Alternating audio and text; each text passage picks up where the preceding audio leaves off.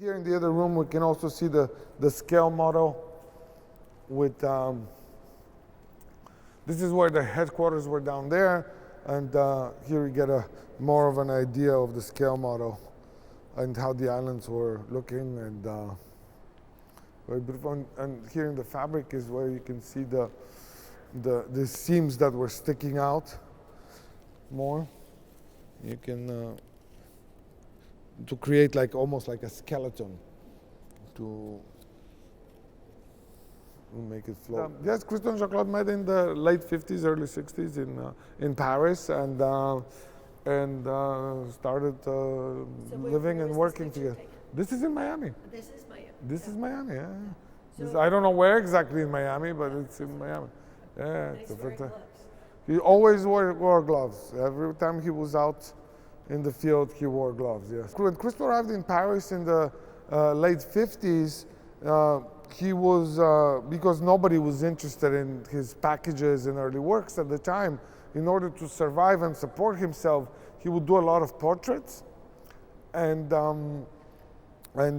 he had a hairdresser that he worked with, Jacques Desange, which he would like get a lot of the ladies of Paris to get their hair done there, but Jacques Desange also wanted to give them gifts, and Christo would make portraits. Sometimes they hired Christo to make portraits of the whole family, and Jeanne-Claude's mother was one of these ladies, and that's how they met. And he made a portrait of her mother, of her father, of her sister, of her, and that's how they met. She said, I became an artist only out of my love for Christo.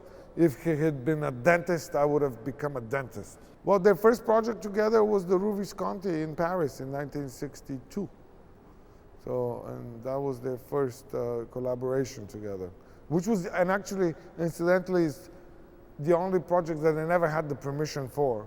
They blocked a small street in Paris with oil barrels as a poetic response to the Berlin Wall, which was built the year before.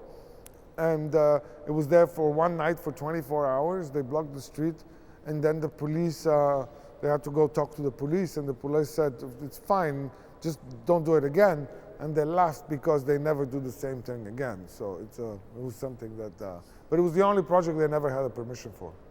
I mean, she had many roles. She was also very much involved in the artistic vision of it, even though Christo did all the drawings, but they would argue about like how things would look and what would look better. Also, like she was talking to the collectors, selling the work, doing the taxes administration, but a lot of artistic work as well. They did everything together except the three things I told you. And they were very good at playing good cop, bad cop.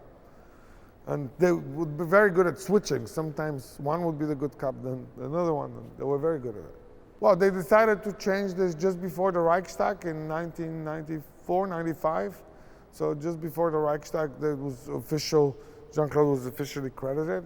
And it was, but everybody that knew them, they knew that before. It was not something that, but to make it like officially, for her to sign the projects and everything else, that happened in the mid-90s.